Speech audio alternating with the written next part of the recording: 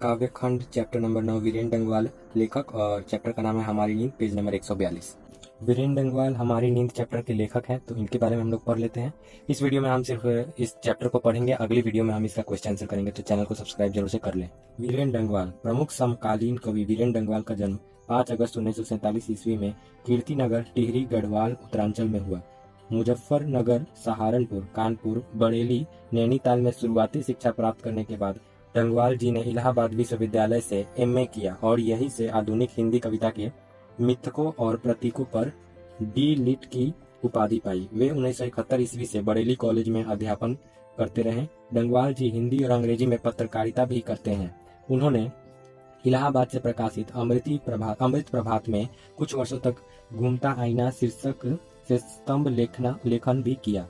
वे दैनिक अमर उजाला के संपादकीय सलाहकार भी हैं।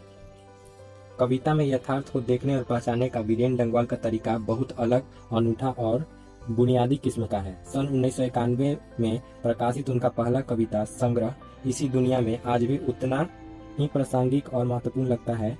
उन्होंने कविता में समाज के साधारण जनों और हंसियों पर स्थित जीवन के जो विलक्षण ब्यौरे और दृश्य रचे हैं, वे कविता में और कविता से बाहर भी बेचैन करने वाले हैं। उन्होंने कविता के माफर्क ऐसी बहुत सी वस्तुओं और उपस्थितियों के विमर्श का संसार निर्मित किया है जो प्रायः ओझल और अनदेखी थी।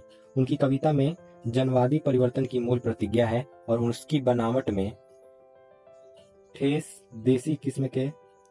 देसी किस्म के खास और आम तत्सम और तत्भव क्लासिक और देशज अनुभवों की संश्लिष्टता है। वीरेंद्र डंगवाल को दुष्चक्र में सृष्टा काव्य संग्रह पर साहित्य अकादमी पुरस्कार प्राप्त हो चुका है। उन्हें इसी दुनिया में पर रघुवीर सहाय स्मृति पुरस्कार मिला। इसी दुनिया यहाँ पे इसको मार्क किया गया है और रघुवीर सहाय स्मृति पुरस्कार मिला। उन्हें श्रीकांत वर्मा स्मृति पुरस्कार और कविता के लिए शमशेर सम्मान भी प्राप्त हो चुका है। डंगवाल जी ने विपुल परिमाण में अनुवाद कार्य भी किए हैं। तुर्की के महाकवि नजीम हिकमत के कविताओं के अनुवाद उन्होंने पहल पुस्तिका के रूप में किया। उन्होंने विश्व कविता से पाब्लो नेरुदा, वार्तलत ब्रेखत, वास्को पोपा, मिरोस्लावा होलुब, तदेउस रोजाविच और आदि की कविताओं के अलावा कुछ आदिवासी लोक कविताओं के भी अनुवाद किए। समसामयिक कवि वीरेंद्र डंगवाल की कविता के संकलन दुष्चक्र में सृष्टा से उनकी कविता हमारी नींद यहाँ प्रस्तुत है। सुविधा भोगी आराम पसंद जीवन अथवा हमारी बेपरवाहियों के बाहर विपरीत परिस्थितियों से लगातार लड़ते हुए बढ़ते जाने वाले जीवन का चित्रण करती है यह कविता। तो चलिए कविता को पढ़ना स्टार्ट करते हैं। हमारी नींद।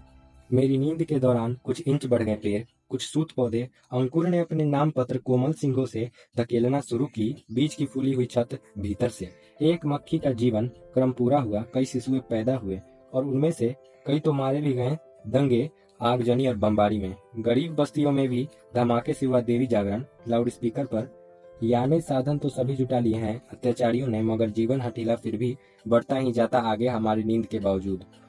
और लोग भी हैं, कई लोग हैं अभी भी जो भूले नहीं करना साफ और मजबूत इनकार। इसी के साथ चैप्टर खत्म हो चुका है। तो अगर आपको बोध और अभ्यास के क्वेश्चन करने हैं तो हमारे चैनल को सब्सक्राइब कर लीजिए और वीडियो को लाइक जरूर से